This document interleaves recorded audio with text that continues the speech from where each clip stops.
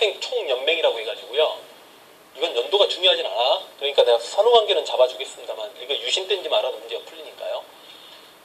전국의 대학생들이 반정부 시위를 전개해요. 전국의 대학생 회장들이 모여서 만든 단체입니다. 그래서 이제 반정부 시위를 전개하는데 원래는 서울대 학생들이 그렇게 반정부 시위를 많이 전개하진 않았거든요. 유신 때는요, 서울대 학생들이 주력이 돼가지고 이게 만들어졌어요. 전국의 대학생들끼리. 특히 서울대 학생들이 데모를 엄청나게 많이 합니다. 유신헌법 철폐하고 박정희 이제 물러가라고. 그러니까 긴급조치 딱 발동시켜서 얘네들 잡아들이면 되겠는데 실제로 걸려들었죠. 근데 이래저래 해서 대학생들이 반정부 시위를 전개할 경우에 뭐 학교는 이렇게 퇴학이며 막 이런 게 이제 발표가 됐단 말이야. 근데 서울대 학생 수백 명이 잡히네. 다른 이상한 대학생도 아니고 서울대 학생 수백 명을 제적시킬 수는 없는 거 아니에요.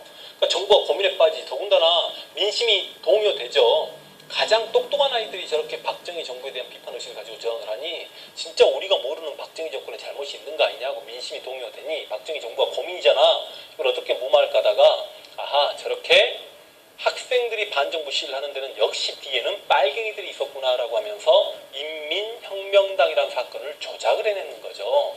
대구에서 막 교사들이거나 시인하는 사람들, 동아리하고 막 했던 사람들 불러 올려다가 말도 안 된 고문을 가해버리죠. 너희 빨갱이지? 인민혁명당 조지겠지?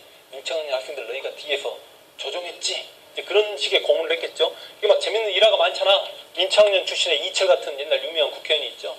고문 당해가지고 거의 제정신이 아닌데 어떤 방으로 갔더니 거기는 자기보다 더 많은 고문을 당했던 어떤 아저씨가 한 분 계시더라. 나는 그 아저씨를 서로 피 흘린 상태에서 분명히 처음 본 사람인데 그 아저씨가 그래요, 내가 이 학생에게 그런 명령을 내렸습니다. 나는 그때 그게 인혁당 사건인지도 몰랐다 라고 했는데 하여간 그래서 민청학년을 뒤에서 인민혁명당을 이것도 실은 앞에 1차 인민혁명당 동백님 사건이 있었는데 그런 거 후에 안 나오니까 이걸 2차 인혁당 사건이라고 해요. 이 인혁당 사건으로 조작을 해내면서 민청학년을 죽여버리는 거죠. 이해되죠? 이게 바로 인혁당 사건인데 이게 작년 대선에도 시끄러웠잖아요. 시끄러워서 기자들이 막 지금 대통령에게 이 사건에 대해서 좀 나는 박근혜가 자기 아버지가 잘못한 건 잘못했다라고 딱 털고 넘어갔으면 오히려 더 잘 받았을 것 같은데 자기 아버지만을 변호하고 하려다가 세상 이 뜨거운 감자였던 인혁당을 또 민혁당이라고 해서 또 난리가 난 적이 있었죠. 진짜 이해가 안 가. 나는 진짜 그게 민혁당이라고 했어. 이게 인민혁명당 사건인데 이게 얼마나 지저분한 사건이냐면 당시 우리나라 언론이고 뭐고 이 인혁당 왜 무고한 사람들을 간첩으로 몰아세우냐라고 저항할 수 있는 언론도 없고 아무것도 없죠. 그러니까 딱 외국인 2명이 저항합니다. 미국인 목사와 독일인 노제트 신분과 신부 2명이 저항을 해요.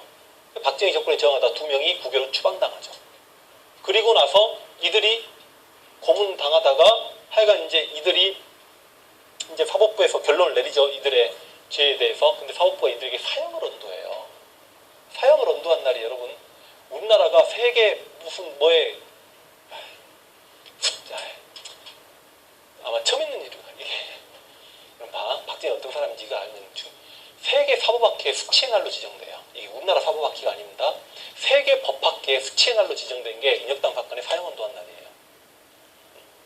박정희는 독재자로서 세계사에 이름을 떨친 겁니다. 이게 되시죠? 그래서 그게 인혁당 사건이에요. 그리고 사형 구형하고 나서 바로 다음날 사형을 시켜버립니다. 항소할 시간을 안 줘요. 이런 유례가 이건 유례도 없는 일이잖아요.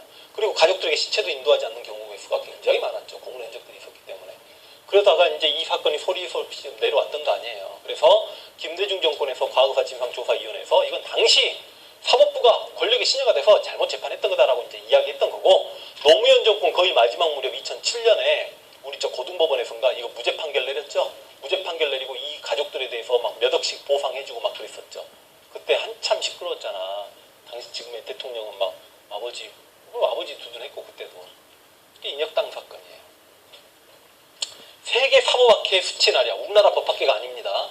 어둠의 날로 지정돼요. 이 날짜가 내가 모르겠네. 그 날이 세계 사법학회 어둠의 날이야. 어둠의 날.